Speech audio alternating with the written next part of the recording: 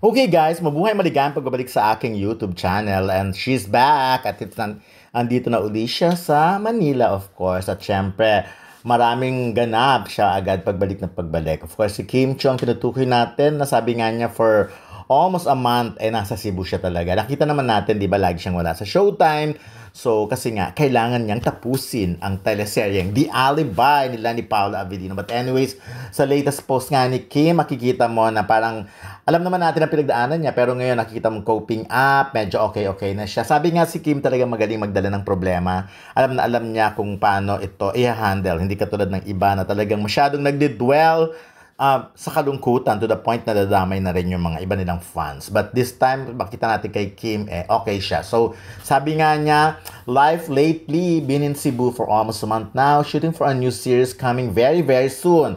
Hashtag The Alibi at Dreamscape. Nothing feels being home in your motherland where so many memories live. Of course, alam naman natin kung taga saan si Kim, taga Cebu. Kaya every time bumabalik siya sa kanyang motherland, maraming memories. Of course, maraming masaya, may mga malungkot. Pero ganoon naman talaga ang buhay. Ang buhay naman ng tao ay hindi lang puro kaligayahan. Maraming pagsubok, maraming challenges. So, nasa tao na lang yun kung paano niya i-handle ang mga problema o yung mga pinagdadaanan. So sabi nga, kung may problema ka, okay lang pagdaanan. Pero wag tambayan, 'di ba? Pero may nagsasabi na kung malungkot ka, iiyak mo lang or damhin mo kasi malaking tulong din 'yan. But sa case ni Kim, hindi ko nga maisip kasi sa dami ng trabaho niya, sa dami ng ginagawa niya, meron kaya siyang time talaga to yung malungkot. Kasi syempre, of course, may time kang malungkot. Pero habang nag-work ka, saan mo ilalagay yung kalungkutan na yon? So, siguro, nagagamit niya yon sa ibang paraan. Like, kung malungkot at dramatic ang eksena, so yun, magagamit-gamit niya yung mga ganong scene. Which is, yun din siguro maganda sa mga artista, no? Meron silang, yung mga hugot nila, na ilalabas nila through acting na din. But anyways, sabi nga ni Kim, the past weeks have been a tough juggle between work and personal life. So, but I'm beyond grateful for everyone who's been there for me through it all. Taking it one day at a time, trusting that everything unfolds in His will. So, yun yung sinasabi natin nung kailan lang, recently, ramdam na ramdam ang kalungkutan ni Kim Chiu na talagang,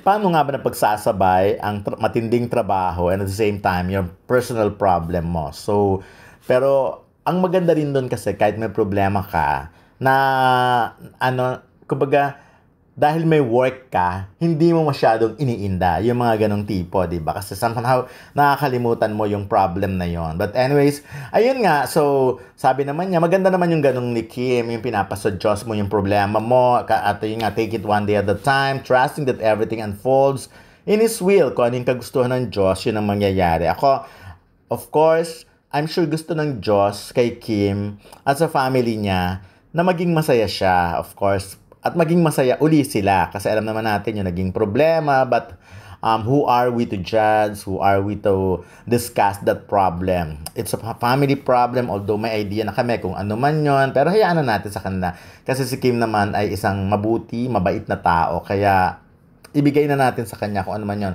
And kahit si si Kam Chiu naman, and somehow naging kachika rin namin siya, so nakikita ko naman ang kabutihan din ng kanyang puso. But ayun nga, so sabi nga ni Kim, trusting that everything unfolds in His will. Doon ako believe kay Kim yun nga, yung napagsasabayin niya yung work and at the same time personal problem. But ayun nga, sabi niya, taking it one day at a time. So sabi niya lang, have a blessed Sunday everyone. So na-promote niya na ng kanyang House of Little Bunny na bag. Click na may bio. Pero siya nga pala, tuwan-tuwa naman siya sa ex dahil yun, di ba, may mga fan talaga na talagang halos pakyawin ang mga bagay niya. So, yung iba pare-parehas talaga ng sinusunod. Actually, ang ganda ng quality ng bag ni Kim, no?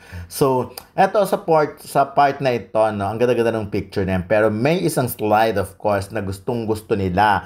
Siyempre, slide number 18. At kung anong picture yun, sinasabi nilang slide number 18. At yon ay, alam na, picture ni Paolo Avellino at Kim Chiu na magkasama. May mga naka-face mask sila. Yung iba naman, kita yung face nila. Pero talagang, alam mo yung selfie time. Ganun ang dating yung picture. Sabi ng comment dyan, dito sa picture na yan, amoy na yung relationship.